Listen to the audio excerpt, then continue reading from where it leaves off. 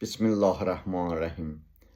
İmam Ali aleyhissalam yersiz sevinmək və kədərlənmək barəsində buyurmuşdur.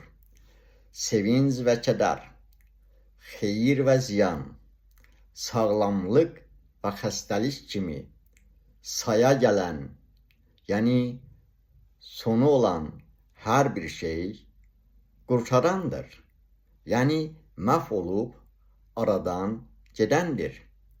Çatmalı olan hər bir şey təqdir edilmiş xeyir və ya şər çatacaqdır.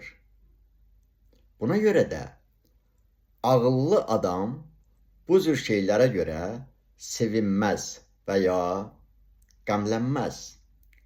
Allahın verdiyi hər bir nemətə görə ona sonsuz şükürlər olsun.